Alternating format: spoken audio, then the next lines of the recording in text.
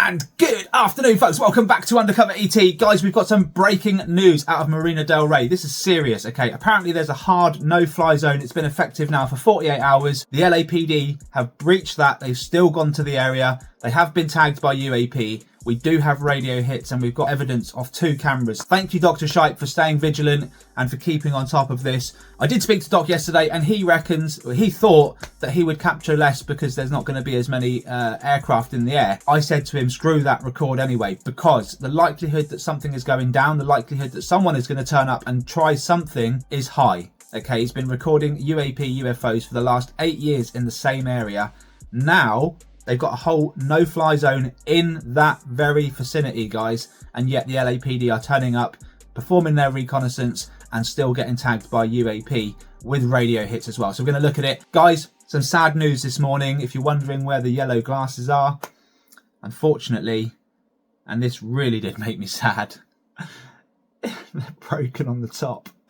So I'm going to be looking at a new pair. These ones are going to be sat on my desk and they will just sit there. I'm going to remember the good times. I do feel quite sad about that, to be honest. I love them glasses, but I'm going to get some more anyway, guys. So enough of that. Let's get into the evidence. Let's get into the news report. Like and subscribe. As always, we do need your support. Support the public's evidence. Support the research. Support disclosure. Let's go. Law enforcement. Yep. That's right, 1 and 2Z. You know, SkyCal a couple of weeks ago notified us, our pilots, our company notified us that they would not be able to fly in LAX Class Bravo airspace anymore. Now, previously, as we've told you, that's only been the case during pursuits. Now, our access has been denied altogether. And it's one thing for us not to be allowed into the airspace.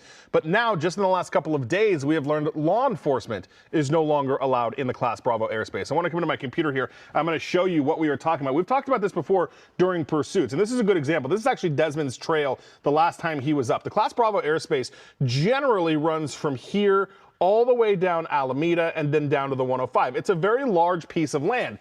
Previously, before these new rules went into effect, we, along with LAPD, used to be able to transition through here, through the shoreline, over the top, a number of different routes. Now, nobody is allowed in this airspace. And as you can see from Desmond's trail, even just to get to where we were, we had to go all the way around. We're not the only ones. Law enforcement, fire personnel, any helicopter is now having to abide by these new rules. As the FAA says, they're trying to study the area for safety measures. Meanwhile, LAPD dispatchers are telling their officers on the ground they may not get air support. Wow.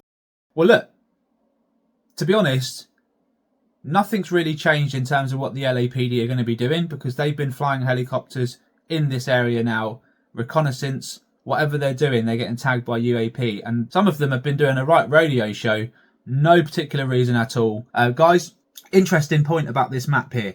So, this area here where my cursor is now, that is hot zone 1. Okay, you've got Marina Del Ray right here. And then on the other side of that, you've got hot zone 2. So for those that have been following the channel, Custodian File, you'll know that Robert Shipe can predict with high accuracy when these UAP are going to go past based on our aircraft flying through the area. Okay, so they fly through, he knows when they're going to get tagged, and they always get tagged in the same spot.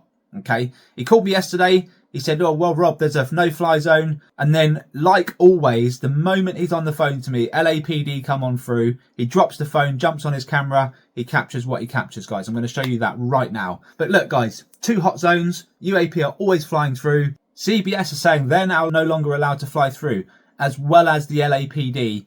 Yet, the LAPD have been in the area. They have been hovering right around the marina and they have been tagged by UFOs as normal. Guys, this is breaking news. I have said to Dr. Shipe, look, if something's going to happen, it's going to happen real soon. They shut down this area here for safety reasons, okay? They're obviously going to be doing something regarding these UAP. The FAA don't necessarily know what's going on. They get told what to do and sometimes they don't even know why. These are the people that are meant to be regulating our air safety. So it's big, really big news when even they don't know what's going on. They're just being told what to do. Let's get into the evidence, guys. All right, guys. So like I said, this has been happening for a few days. We're now on the 2nd of March. This was February 28th, 2026, when the enforcement first came about. Let's have a look. Come on. And they should tag him one more time. There is something right there. There's a tag. Close-up tag as well. Look at that.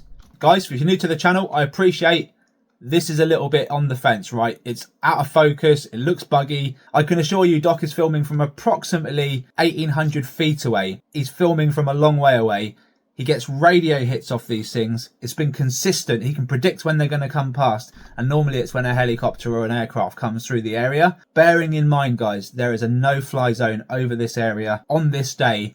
And the LAPD are still there. Let's have a look at the next. All right, 1st of March, 2026, 10:34 a.m. Let's have a look. And then low, it's unusual. It's a different format. Whoa, look at that. Nice. Tag him. Tag him. Come on. Look at that. Nice flying. Tag him. Got some. Yep. Yep. I don't know if you caught that, Doc. And to be honest with you, very nice flying. Why they're performing those manoeuvres in a no-fly zone area where they've already said to the ground troops below, you're not going to get air support. Look at this. Look at this UAP here. Look at that. Super, super quick. Again, guys, filming miles away. Very, very difficult to get any kind of detail on them. But look at that. Comes in, zips past extremely fast, guys. Very hard to see right towards the end there. Got some. Next clip, where are we? 1st of March, 10:35. So not much further on. Oh, that one's just, look at that. Brilliant. But yeah, they're being tagged. They're being tagged consistently, guys. All right, what we got here? 1st of March, 11:19:15. Over Marina Del Ray, including the police. So I'm not quite sure. I think I saw something on top. No military. Wow. Got a K-band. I didn't. So again, Doc was just confirming, no fly zone. Not even the police are allowed in. And yet, these UAP are tagging the LAPD as normal. There's another one, comes on through. Looks a bit larger. It's just a little bit closer to the lens. But this is way out there, guys. Way out there. Now, he's had radio hits as well, as you just heard. So we've got a lot going on, guys. Okay, nearly midday now on March 1st. Let's have a look. LAPD 267. Yeah. X-band.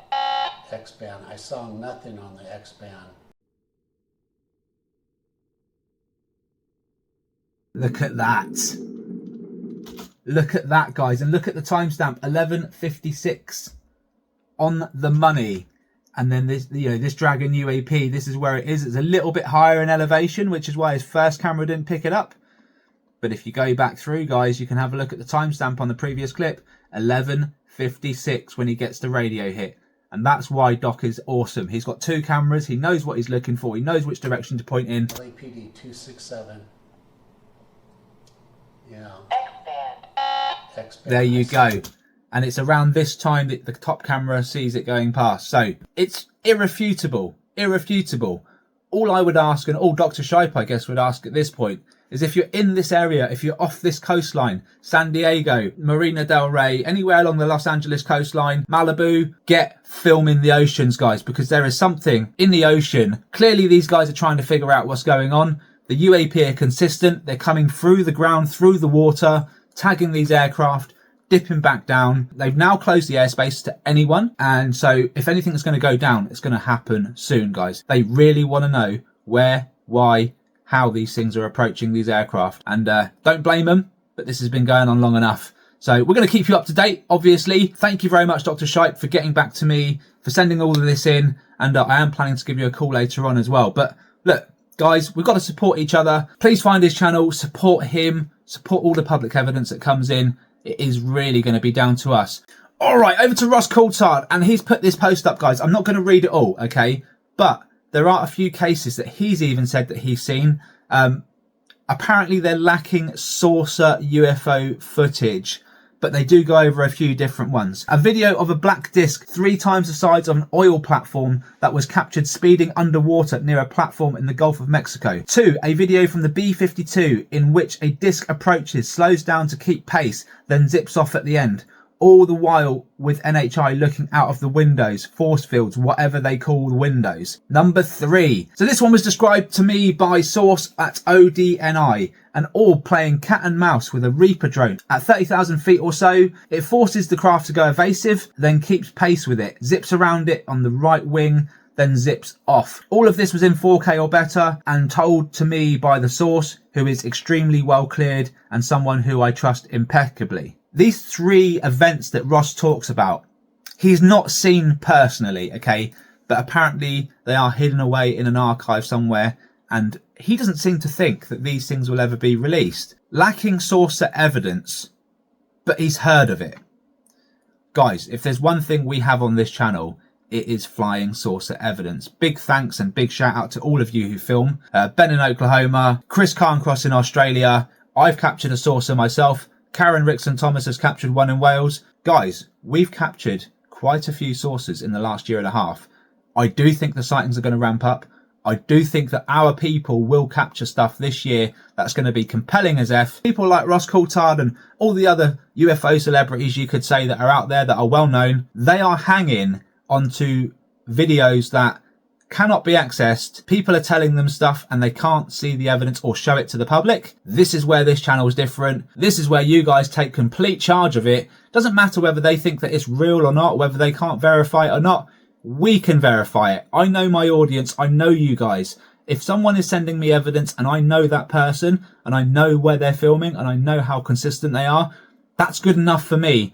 And if you keep watching the channel, it will be good enough for you as well. Some of these areas I've even visited myself and captured there as well. So we do go over things with a fine tooth comb, guys. We do turn over any possibilities that these things are being faked. And I can promise you, hand on heart, the footage that comes into this channel is real. We don't mess around, guys. So please get involved. Send in as much evidence as you can to me. The only thing you guys need to do is take that first step. Turn your camera sideways. Start recording them skies. They're big ass skies. There's a lot to capture, guys. And there's a hell of a lot more we've got to learn. So as always, like I said, support the channel. Hit the subscribe button. Leave your comments. I will read them and I will get back to you as soon as I can. Thank you so much for your time, guys. Take care. All the best. And I'll see you on the next one. Bye-bye for now.